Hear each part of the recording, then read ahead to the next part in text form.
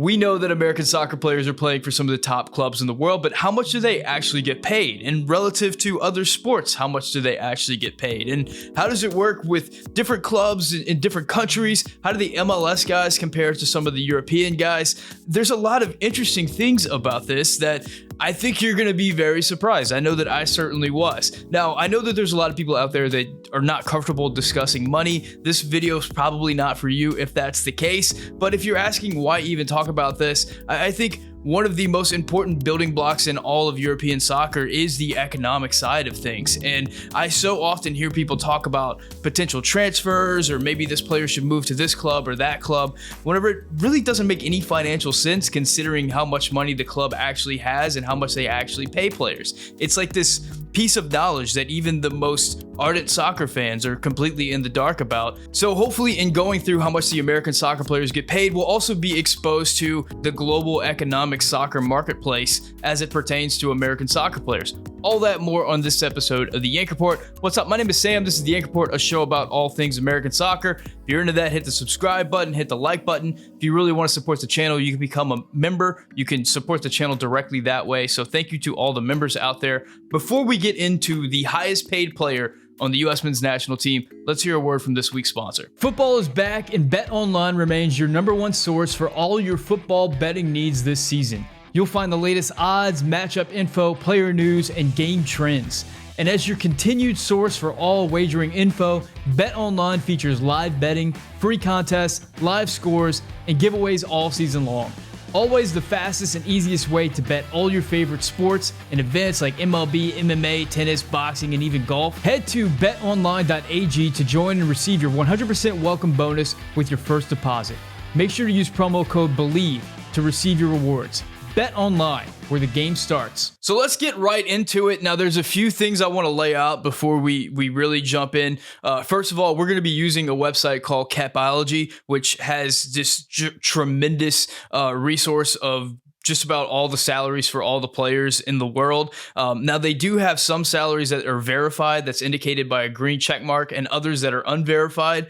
So for the unverified ones, we will compare them with salaries found in other places, just to kind of give us an idea, a little bit better concept of what we're looking at. Another thing to point out, I couldn't find any information on Brendan Aronson's salary, so I have no idea how much that guy's getting paid. We can make some guesses about how much he's getting paid, but I really don't know. And of course, the amount shown on the screen is not the absolute amount that the player's getting paid. There's also bonuses, there's endorsements, there's money from the national team. There's all kinds of sources of money that these players are receiving that are not shown in their salary. And of course, every salary is going to be taxed. So this is not a representation of what they actually make as well. So all this is really doing is giving us a ballpark idea of kind of how different salaries work for different players at different player levels and different countries and different clubs. And I think it gives us a great look at that. So let's start with Christian Pulisic.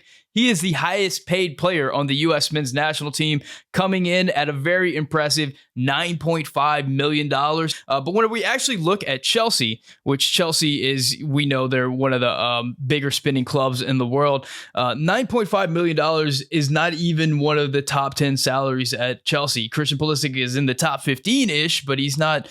He's right outside the top 10, which kind of shows why he's often passed over at his club. If we see at the top, Raheem Sterling coming in at $20.7 million is the highest paid player for Chelsea, which goes to show why he might get a little bit more benefit of the doubt whenever it comes to playing time over someone like Christian Pulisic. Another interesting thing is Mason Mount is still on a fairly low salary at $5 million compared to his output. He's in contract negotiations right now. I know he recently turned down a deal to pay him $200K a week, which would put him pretty high up in the Chelsea on the Chelsea squad, but he's still looking for more. Another important thing here is I know during the transfer window, a lot of people were connecting Christian Pulisic to Leeds, saying he should go to Leeds. I want to jump to Leeds and just show you guys the difference between Leeds and Chelsea. I mean, we saw Leeds is sitting on an $18 million payroll, $18.5 million payroll compared to Chelsea, which was way into the hundreds of millions. But Leeds' highest paid player is Rodrigo, sitting at 3.6 million. So in order for Christian Pulisic to go to a team like Leeds, he would either be far and away the highest paid player at the club. Remember, they're sitting on a base salary of an annual payroll of 18.5 million. So Christian would represent a 50% increase in their annual salary if he came to the club and maintained his same salary, or he would have to see a huge decline in his salary. And that's just not something most people are willing to do, cut their salary in half to go some other place. Another team that he was connected to was Newcastle. If we jump over to Newcastle, it's a little bit different, but kind of similar. So their highest paid player, Alexander Isak, is at 7.6 million. So once again, Christian, if he maintained his current salary, would be the highest paid player at the club by a couple million.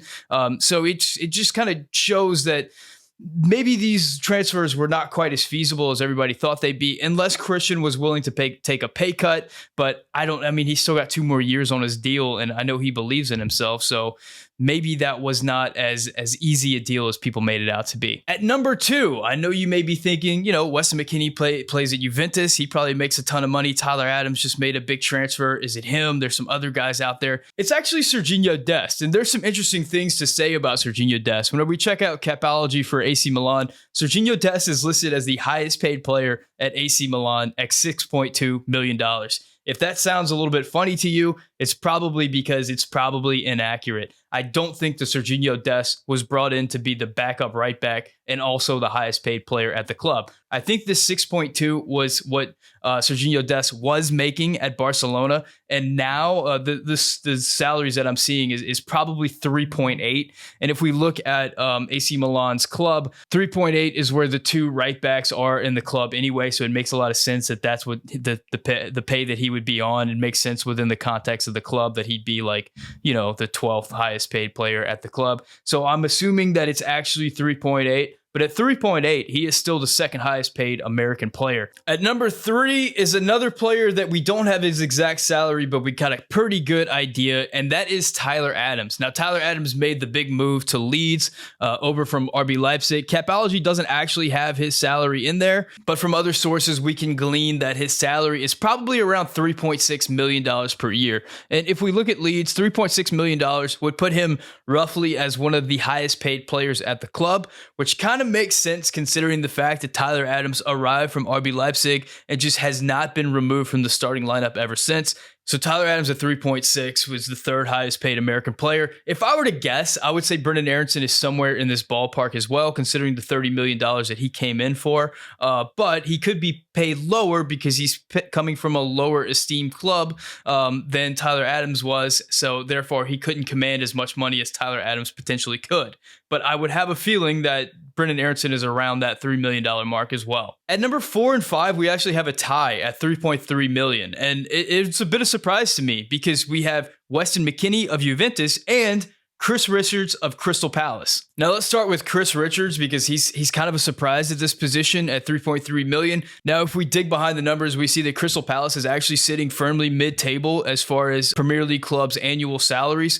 They are sitting at 63 million, which is pretty nice, relatively speaking, in the international soccer world. When we check out their club, they don't really have Chris Richards' salary listed. However, other places around the internet are pretty confident that he's at 3.3 million. And it makes a little bit of sense when we check out the club because 3.3 million would put him maybe not in the top 12, top 11, but certainly in the top 15. If they see Chris Richards as a project, as a player that could potentially become their starting center back in a few years, it makes a little bit of sense that he would be, I guess, one of the mid-tier to lower mid-tier paid players at the club. Now, a completely different story is being told over at Juventus. Weston McKennie is also sitting on 3.3 million. First of all, we see that, Crystal Palace's annual payroll was $60 million roughly per year. Juventus is sitting at $150 million annually per year in salary. And we see whenever we look for Weston McKennie, we have to scroll pretty far down the list before we find Weston McKennie.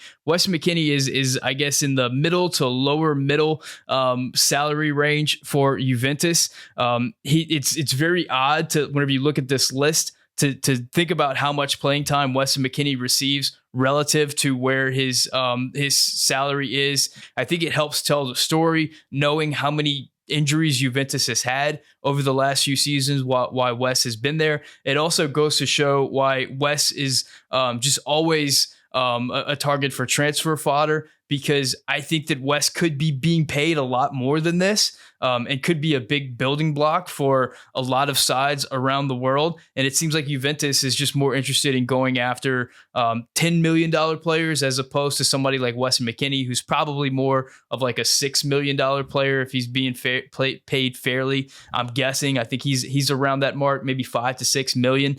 So I think Wes could get that if he goes somewhere else, but right now he's sitting at 3.3, fairly low on the chart for Juventus, considering the amount of playing time that he actually receives. I really hope that as we're going through this, you guys are like visualizing who you think the top paid guys are and having it compared to what the reality actually is. I know I was surprised going through this. The next player on the list is one I wasn't expecting. It's actually Zach Steffen.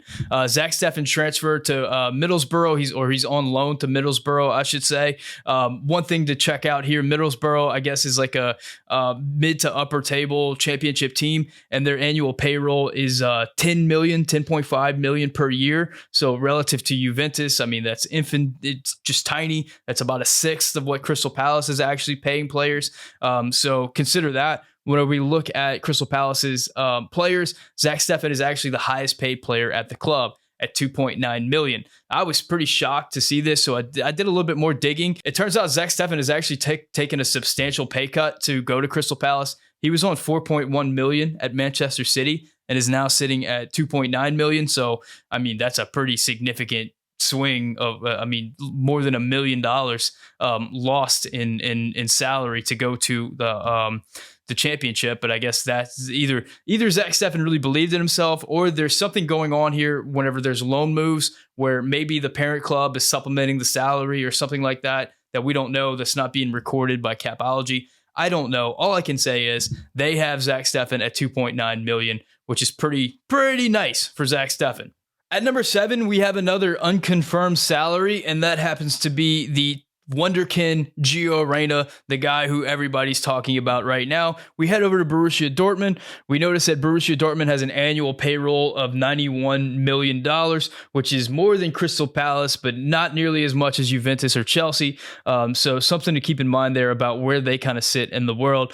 We see with Borussia Dortmund, they have some really high paid players, guys, well into the tens of millions of dollars. But we have to scroll kind of far before we get to where they project Gio Reyna at. Where they project Gio Reyna at is $136,000 per year, which is kind of laughable at this point. So whenever we actually look at it, Gio Reyna sitting at 2.7 million would put him, I guess, in the lower tier of starting players on the squad, which at first kind of seems a little weird. Like, you would think that Gio Reyna would be making more than that, but you also got to consider that before he signed the latest contract, he was playing a lot then, but he hasn't really played much in the last 2 years. Whenever he does play, I think his play deserves more than that, but he just hasn't been on the field much at all. Next up at number 8 at $2.2 million, we have the goalkeeper, Matt Turner. Let's take a look at Arsenal. First of all, Arsenal's annual payroll at 91 million, which is roughly the same of Borussia Dortmund. So it's pretty wild that they're actually number 1 in the Premier League right now, considering that the teams above them have a significant financial advantage. If we check out the payroll for Arsenal, we got to scroll and scroll and scroll and scroll and scroll, and then boom, there he is, Matt Turner in all of his glory, one of the least paid players on Arsenal. But then again, he came in as the backup keeper, so it's something you would kind of expect. And another interesting tidbit about how much Matt Turner is being paid right now, his contract in MLS was $375K per year. So he's getting a bump from $375K to $2.2 million. So even though he's one of the lowest paid players at Arsenal, he's getting a significant salary increase, a significant quality of life increase. So, I mean, that just goes to show what the difference can be whenever you sign one of these big-time contracts with one of these big-time clubs. Next up at $2 million, it is 2 center backs, but is it the 2 center backs you're expecting? I don't know. The first one is Walker Zimmerman, and the second one is John Brooks. Let's take a look at Walker Zimmerman first. Walker Zimmerman, of course, plays for Nashville and MLS. If we take a look at the annual payroll for Nashville, they're right at $10.5 million, so which would put him squarely the same as Middlesbrough over in the championship. If we take a look at who they're paying and how much, Walker Zimmerman is the highest paid player at Nashville, sitting at $2,088,000. So congratulations to Walker Zimmerman for that. I don't think that coming into this, I expected an MLS player to be in the top 10 of the highest paid players in the U.S. men's national team. It does go to show the financial power of some of these MLS clubs, that they can compete with high level clubs out there. I mean, we just said the annual payroll for Nashville is $10 million, which is the same as Middlesbrough. So they're competing with championship clubs as far as their annual payroll, which is something I wasn't expecting. Speaking of things I was not expecting, John Brooks at $2 million is one that absolutely floored me. Now, it's not one that is verified in Capology, so I had to go around the internet to kind of find this, but people seem to be pretty convinced that John Brooks is making $2 million over at Benfica. Let's take a look at Benfica. First of all, one of the Portuguese giants, they're sitting at $23 million annually in payroll. Looking at Benfica, having John at $2 million would put him, I would say, right outside of the top 11 as far as highest paid players on the team, which is, I mean, it's interesting considering only that he hasn't played at all, really, since they brought him in. I mean, he was on a free transfer, which makes you think maybe because they didn't have to pay a transfer, they gave him a little bit more money in salary, maybe. But whenever you look at their club, I mean, he's one of the higher paid players on the club. And to have someone making $2 million a year to just not see the field at all is really interesting to me. So kudos to John Brooks for getting that $2 million per year from Benfica, considering the amount of time he's actually played. Next up, we have another tie at 11, 12, 13, and 14. We have 4 players who I know that you are not expecting who they are. They are Tim Ream, Darlington Nagbe, Jedi Robinson, and Jordan P. Fox. So let's jump in first with the 2 Fulham players. We'll check out Fulham. Fulham has an annual payroll of $40 million, which is going to be 4 times as much as Middlesbrough and Nashville. Whenever we look at their actual payroll, we have to scroll. And I guess in like the top 15 or so, we have Tim Ream and Anthony Robinson, both at $1.7 million. Interesting. You know, there's players on the squad making a lot more, considering that Tim Ream's the captain and is an every game player, and so is Anthony Robinson. It is interesting, you know, that these players, you would think that, you know, especially Anthony Robinson could potentially be making a lot more somewhere else. But I guess it's befitting of players on like a yo-yo team. I know Anthony Robinson is one of these guys that a lot of people think just can be one of these top left backs in the world, but I think we really saw kind of the top end level of Anthony get exposed a little bit in the World Cup. He's really great at getting up and down the touchline. He's solid in defense. He's really fast. But whenever it comes to his passing, his combination play, kind of his soccer IQ in the final third and really working in the buildup, he lacks a lot of that. I think we saw that get exposed in the World Cup. Whenever you think of players who are fullbacks at that next tier in soccer, the guys who are making $3, $4, $5, $6 million a year, guys like Sergino, Dest, and of course guys like, I don't know, Trent Alexander-Arnold, Reece James, Ben Chilwell, they're much more composed in the possession side of the game. They're much better with their passing. They're more accurate with their crosses. They're better at taking players on in the final third. That's really the difference between Anthony Robinson and some of these top guys. The big shock here was Darlington Nagbe. And I know I kind of cheated putting him in here because he's not really a U.S. men's national team player, but I wanted him in here just to kind of show the reality of where MLS salaries are at relative to some of these top players at top clubs. 1.76 for Darlington Nagbe, and he's not even the highest paid player on Columbus Crew. There's 2 guys making more than him. So we see Columbus Crew with $16 million annual payroll. So that, I mean, they're $6 million more than Middlesbrough. They're $6 million more than Nashville. So, I mean, they're a bigger club than you might think over in Columbus Crew. Last but not least, Jordan Pefok. Now, the first thing to point out here, looking at Union Berlin, is that Union Berlin has an annual payroll of $12.3 million, which is actually less than Columbus Crew that we just looked at. A little bit more, $2 million more than Nashville. So that's really interesting. A little bit more than Middlesbrough. So that's about where some of these lower tier Bundesliga clubs are actually at relative to MLS clubs. If we look at this, Jordan's pay is actually unconfirmed, but they have him right at 1.8 as well. So we have 1.7, they have 1.8. I found 1.7 at other places on the internet. It makes a little sense because he was the big transfer coming in and the guy expected to score goals, but this is unconfirmed. But I feel strongly that he's right around 1.7. At number 15, it's another center back, but not one I was expecting at all. It is actually Matt Miazga, the favorite player of the straight red card over at FC Cincinnati. Let's take a look at FC Cincinnati. They're actually sitting on a $12 million annual payroll, which is roughly the same as what we just saw over at Union Berlin. When we take a look at their salaried players, Matt Miazga is the third highest paid player at $1.4 million per year. Pretty nice money for Matt Miazga. I mean, considering that Tim Ream is in the Premier League and he's getting paid 1.7, Matt Miazga is not too much further behind him, and he's playing at Cincinnati and MLS. So, wow, I mean, pretty nice money for Matt Miazga. If you've gotten this far in the video, I know you're thinking like there's like genuine starters for the national team that we haven't even talked about, and then there's guys that didn't even contribute to Berhalter's 26 throughout World Cup qualifying that are getting paid significantly more than some of our top guys, which is absolutely fascinating. But when we get to 1.3, maybe this will blow your mind a little bit, because at 1.3 is actually all three of the strikers that we took to the World Cup: Josh Sargent, Jesus Ferreira, and Haji Wright. Let's start with Norwich. We see that they have an annual payroll of $21 million. That would be double that of Union Berlin and double that of Middlesbrough, double that of Nashville FC. Whenever we look at their actual payroll, we see that Josh is unconfirmed on this list,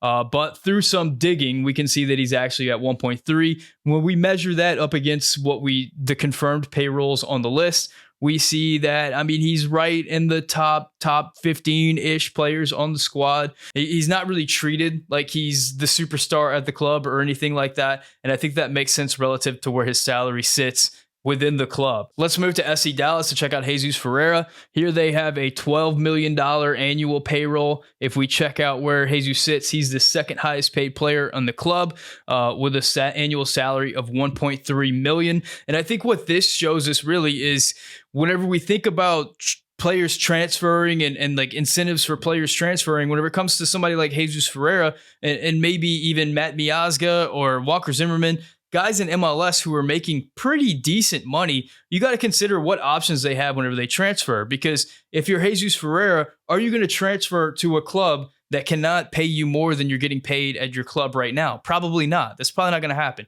You're probably not going to move halfway around the world, learn a new language, have to move away from your friends and family, everything that you've ever known, to go to some industrial city in Germany or some small city in the Netherlands or something like that in order to hopefully make the roster and maybe get paid as much or less than you're getting paid right now. You need an increase to your salary. And for someone like Jesus Ferreira, who's on 1.3 million, the only way that you're going to get more than that is you'd have to go to a pretty decent sized club.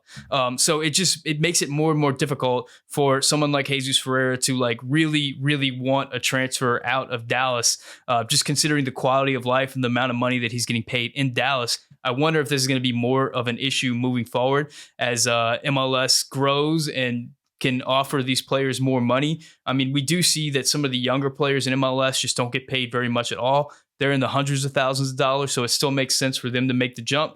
But if you're a little bit older and you're able to command a little bit more salary like Jesus Ferreira, it really narrows your options as to where you can move. Now for Haji Wright over in Turkey at Antalyaspor.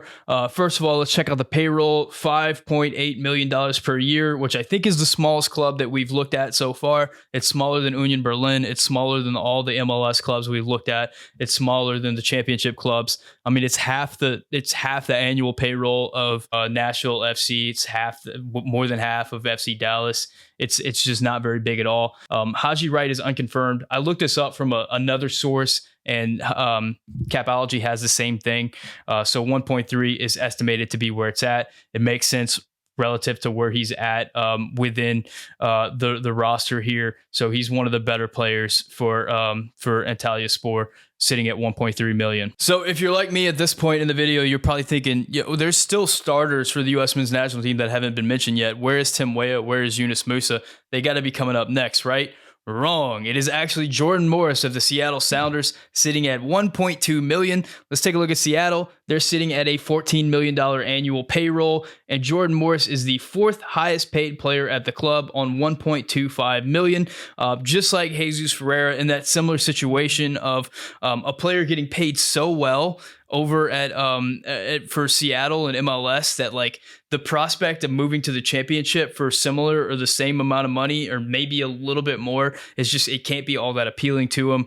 So it gives you more context as to why a player like Jordan Morris isn't more willing to make that move to Europe. At numbers 20, 21, and 22, we have another tie, and finally we have Yunus Musah. But joining Yunus Musah at $1.1 million is Kellyn Acosta and Paul Arriola. Let's check out Valencia. First of all, their annual payroll is sitting at roughly $40.8 million, which means that their annual payroll is roughly the same as Fulham, even though Valencia is one of the bigger clubs in the Spanish Premier League outside of the big three, and Fulham is not one of the bigger clubs in England. So Yunus Musah's salary is actually unconfirmed. They have him at 1.5 on this site. I saw from some other sites that it was 1.1 million, so that's kind of what I went for there. Yunus Musah is one of these players that can absolutely make a big jump somewhere. I think if we look at Valencia, they pay players a lot more. You can see that they've got guys on 6 million, 5 million, 4 million. So it seems like they absolutely have the budget to pay Yunus Musah a little bit more, but maybe they don't want to. Maybe they see his transfer value is very high right now. Maybe you can transfer Yunus Musah and bring in like 2 or 3 guys at a fairly decent payroll to kind of make up for what you're losing in Yunus Musah. I don't know. We've seen his name connected to Inter Milan and some other big clubs out there, so maybe this is the incentive to make the move. As far as Paul Arriola, I mean, we jump back to FC Dallas and we see right there 1.1 million, the fourth highest paid player for FC Dallas. So congratulations to that guy. Kellyn Acosta is over at LAFC. And I know you probably think that LAFC is like one of the super clubs in MLS. They're really not. I mean, they're sitting at 14 million. There's teams that pay a lot more than that. Maybe this number will jump up in the future, but I can tell you like Toronto FC payroll is at $36 million. They're an outlier in MLS, but still interesting nonetheless. Kellyn Acosta, let's see, 1, 2, 3, 4, 5, 6. The sixth highest paid player at LAFC, sitting at $1.1 million. Kellyn Acosta, another one of those guys that I think wanted to make the move to Europe, but it's in a sticky situation. He's making $1.1 million in MLS, living in LA, which is, kind of nice. What's his options moving to Europe? Can he go to a club like Valencia? Will they pay him $1.1 million? Will they pay him more than that? Is it worth his while to make that move to Europe? Is it too late in his career? It's a difficult economic situation for guys like this who are getting paid really well in MLS. What's their value over in Europe? Can they maintain that value over in Europe? At number 26 and 27, it is 2 players that you're going to be surprised to hear at the same time. That is Ricardo Pepi and Sebastian Lletget. First, with Sebastian Lletget, we'll go back to FC Dallas. They had their $12 million per year payroll.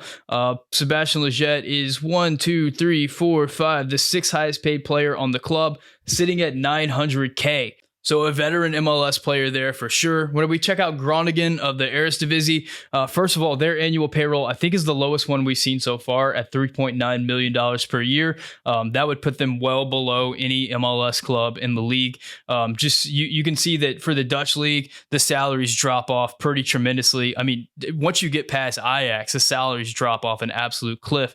Even PSV is not as much as you would expect them to be. Ricardo Pepi is unconfirmed. Here in Capology, they have him at 880,000 per year. My research has him at 900,000 per year, but it's pretty fair to say that he's in that ballpark. Now, he is on loan, so maybe he's getting money from his loan team or something like that, and that's making up for it. I don't know exactly how those rules work, but I wouldn't be surprised if it's in this ballpark, considering that when Ricardo Pepi was at FC Dallas, he was making around $100K a year. So even even to jump to 900K represents like a 9x change in your annual salary, which is something that I think anybody would jump at. So if he can continue to play well there, continue to score goals, I think he certainly can see a pretty big salary boost in the future for him. And let's just round out the list right here. I mean, at 28, we have Roldan at 800K. At 29, we finally get to Tim Weah at 280K. This was unconfirmed, but I had to find it in some various places, and they're pretty sure that's what he makes. Luca De La Torre at 257K, which is, I mean, there's several MLS players that are making more than that right now. And Joe Scally, unconfirmed also, unverified at 200K. Let's take a look at Tim Weah first of all, because 580K for Tim Weah sounds absolutely crazy considering how good of a player he is. Let's take a deeper look. I mean, Lille is sitting at $16.8 million per year in annual payroll, which is not very strong at all. I mean, that would put them as one of the stronger MLS clubs, but not necessarily the strongest MLS club. So that's sort of their buying power right there. If you look at how they're structured, Andre Gomez is getting $7 million, and then there's a massive drop off to everybody else who's in the $1 million range. They actually project Tim Weah at a little bit more at 700K. I think I have him at 500K. So he's either way, he's being projected at lower than $1 million. And if you think about Tim Weah's career at Lille, he's just had so many injury issues. He struggled to get on the field at all. So it makes sense that he wouldn't be paid like a player who is getting on the field. And if you look at their team, the players who are getting on the field are only making a little bit more money at $1 million and a little bit over. I mean, less than $2 million unless you're the highest paid player at the club. So, I mean, relative to what's actually happening over at Lille, it does make sense. But my goodness, does Tim Weah need a raise? Like, that man deserves to be paid way more money than he's being paid right now. It is absolutely, I mean, if this is accurate, and I don't see any reason why it wouldn't be, I mean, all the sources point to something in this ballpark. What an absolute bargain out there for somebody. So I think we've talked enough about salaries. I think you guys are surprised as I was at some of these players, and especially surprised at how competitive MLS salaries are relative to some of these salaries these guys are seeing in Europe. And hopefully when the next transfer window opens, you'll be a little bit more educated about how much the value of these players are and where they could actually fit in at these different clubs around the world, how much they could really be offered to go and play these different places, what their motivations might be for making these moves. Let me know in the comment section, what were you most surprised about? And I mean, for me, it has to be Tim Weah. I mean, that guy is getting paid criminally low amount of money, but let me know in the comment section. As always, si puede hablar español, dígame un comentario en español. If you want the Yank Report in podcast form, you can find it anywhere podcasts are found. Thank you guys so much for watching. Make sure you subscribe, hit the like button. If you want to take your support for the channel to the next level, you can become a member. Membership gets you access to the videos before they're published. You can get some badges, some cool stuff like that. Shout out to my tier 2 members: Manuel Olivares, Matthew Doyle, Matthew Hanna, Michael Baker, Dan McVeigh, Mike Irish, Aaron M, and 427 Motorsport. Thank you guys so much for watching. My name is Sam, and this is the Yank Report brought to you by Bet Online.